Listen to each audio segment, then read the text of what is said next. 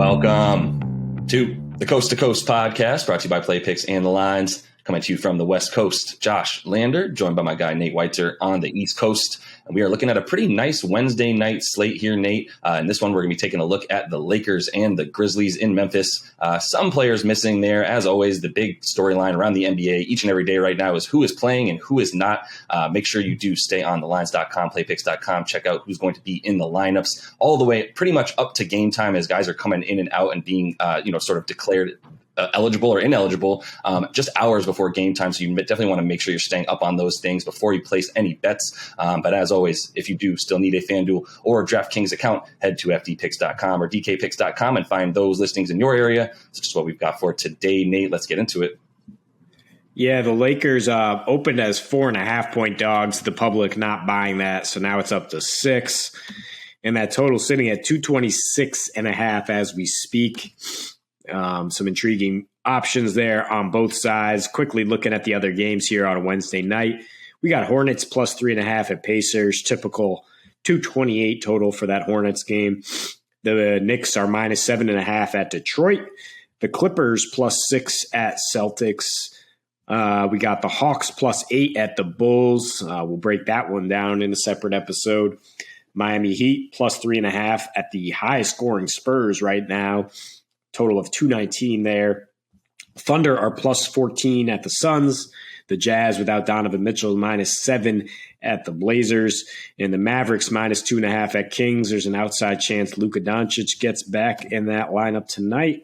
Keep an eye on everything. Like Josh says, the NBA shifting their COVID protocols. So guys sometimes getting cleared faster than you would expect.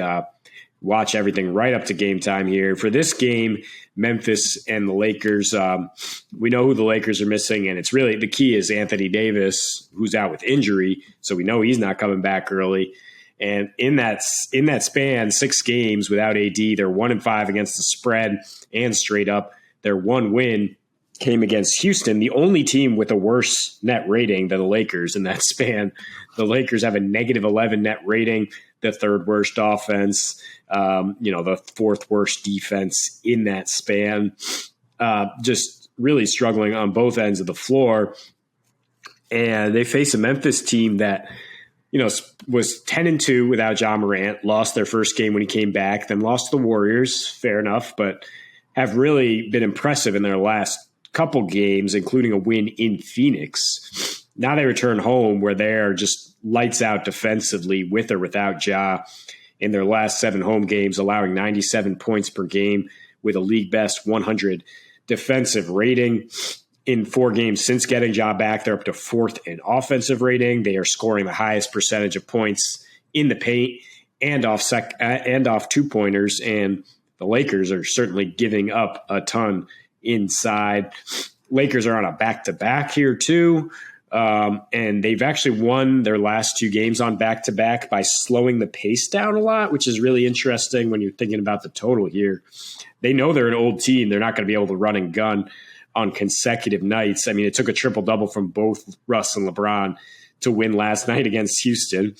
So their pace, which is typically about 102, top 3 in the league, has slowed to 97 in their wins and those are against the Pacers and the Thunder. 2 of their 4 back-to-backs this year have been against the Thunder. They lost the first one. They won the second. But I think if they try to slow it down and play that grind style, it's going to play into Memphis's hands. It's tough to think about the total here with Dillon Brooks out for Memphis. Yeah. That's the key news on that side because he's going to be the LeBron stopper or LeBron container to a degree. So once again with the Lakers, I am not looking at a win or a cover at all, but I am looking at LeBron points. Jumping quickly off that Russell Westbrook bandwagon that got us a nice triple-double and a win last night. The player props, if you follow that, good plus 680 payout for hitting that triple-double. But LeBron should be the man tonight. His points prop at 28.5. Still would expect him to go over that. 35.5 points and assists also looking appealing. But really, I think we expect Memphis to win. They're 7-3 straight up with a rest advantage this year. It's just a question of whether you think they can cover 6 points or whether you want to tease that with one of the other good options tonight. The other game we talk about, I think Atlanta could cover plus 12 if you want to tease there. And the Hornets are underdogs in Indy. I would take them plus 7 all day if you want to tease those two together. Yeah, shit. Why not all three? But yeah, I think, you start with the fact that the Grizzlies are going to win this game, in my opinion. They are a good team, not just, a decent team. They're in that top 4 conversation. It really goes, in the West, it's the Dubs, the Suns, the Jazz, slight gap, and then the Grizz, and then big gap, and everybody else in the West. And that's where the Lakers falls below the Grizzlies there. Since they've had Ja back, you mentioned they lost their first 2. One was just a weird fluke against OKC where they didn't know how to get Ja back in the lineup. Not that uncommon when you have a ball-dominant guy like Ja coming back after these guys were used to playing about 13 games or so without him, 12 games, whatever it was without him, and just keeping the ball moving. He's not necessarily going to just be a black hole on offense, but it took a little bit of sort of coming back to, playing the way that they play when Ja's in. And then they, run off 2 big wins, 2 easy wins in a row with scoring a ton of points, as you mentioned, in a big win against Phoenix a couple nights ago. So I think they're a legit contender for coming out of the West. To be honest with you, I don't think they're in any kind of driver's seat, but they're a legit contender to make it to the conference finals at the very least. The Lakers, I mean, look, I keep saying I wouldn't bet on the Lakers for money because I don't know what I'm getting. Like you said, it took them playing the only team in the league with a worse net rating since AD went down for them to get a W for that only win in their last 6 games.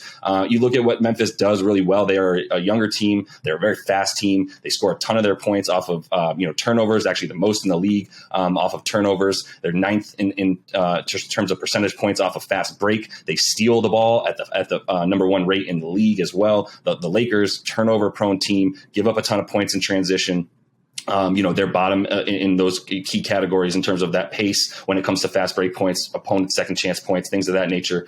They're not getting those hustle points, and it's not too hard to figure out why when you give up all your hustle players, as we've talked about multiples of times, your wing guys who do all the dirty work for you, like KCP and Kuzma and the like, and they don't have any of those guys anymore. It's not shocking at all. And by the way, I love the fact that I saw the other day Washington Wizards have the number 1 3-point defense in the league because they got KCP and Kuzma on their team, which is exactly what the Lakers were last year with those guys and Caruso as well. So nothing to be shocked about in terms of what we're seeing right now. And the Lakers aren't a team I trust, even though they do score a good amount on the second leg of those back-to-back. They are 3-1 against the over. I would lean over, especially because Dillon Brooks is out tonight, as you mentioned. The defensive rating for the Grizzlies, we talked about at the beginning of the season, they were awful on defense and just dropping 130 offensive ratings, 125 defensive ratings. Well, that was because Dillon Brooks wasn't there. Their defensive rating with him this season is 105. Without him, it's 114, and he's not suiting up tonight. So I would feel pretty good about maybe teasing the over down as well, and teasing that spread down if you like. I would even consider once again a nice little parlay money line with that over in this game at 226.5. It is a little bit concerning, but I do think look, despite them being an old team, don't tell Russell Westbrook he's old, considering he still plays at his own individual pace of like 105. So he's just still getting shot out of a cannon when he's on the floor. We'll see what he can do in extra minutes tonight on the second leg of that back-to-back. But at the end of the day, I feel really, really good about the Grizzlies winning this game. I do think they can cover that spread, but I would at the very least feel good about that money line, and then consider that parlayed, with the other games that you mentioned, potentially even the Jazz is one that I like as well. I know we'll talk about that in player props a bit, but the Jazz money line parlayed with this Grizzlies money line gets you back up to about 1 plus 120 on your money on FanDuel. So, a couple of decent sized spreads there that you can just get down to just wins for each team that are much better than the other in these 2 games. Yeah, I mean, what concerns me, though, about the over is that the Lakers have the worst offensive rating on the road in their last 5 games there. Their team total of 110.5. I might want to go under there if they're going to try this approach where they're like, let's slow it down, see if we can try to be in it at the end and grind out a win. That's kind of what their approach has to be, shorthanded on a back-to-back. Memphis, I think, could easily light it up, though, and carry you to that over. So I like your idea to tease it down to like 223 with Memphis winning, because I think they can get over their team total 116. Lakers are giving up 120 points in their last 6 games there without AD. So it is a situation where Memphis, when they've gone over at home recently, it's been because they light it up. They dropped 128 against Philly, 152 in that blowout over OKC.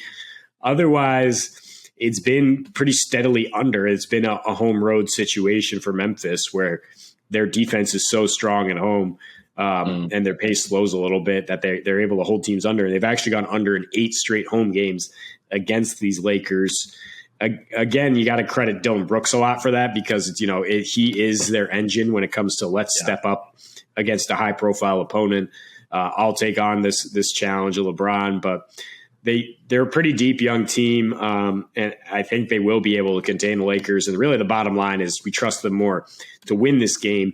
We've seen them win 104, 101 games, as much as we've seen them win in the 120s and 130s. So it's really about Memphis being able to get the win here, and certainly cover 2 points if you want to tease it in all those different directions we said. Probably they should be able to cover 6 points, given how bad the Lakers have been on both ends here, though. Yeah, for sure. And if you gave me one bet in this game tonight, I would still probably just drop it on that total, on the line rather, 6.5 for Memphis. If gun to my head, one bet that I had in this one, because I just don't love that total. If I'm allowed to throw player props in there, by the way, my one bet would probably be on Ja Morant. He's crushed the Lakers as of late in his last 3 seasons, which has been about 6 games. He's averaging more than 25 points, 10 assists, and 3.5 boards in his last 2 games since last season.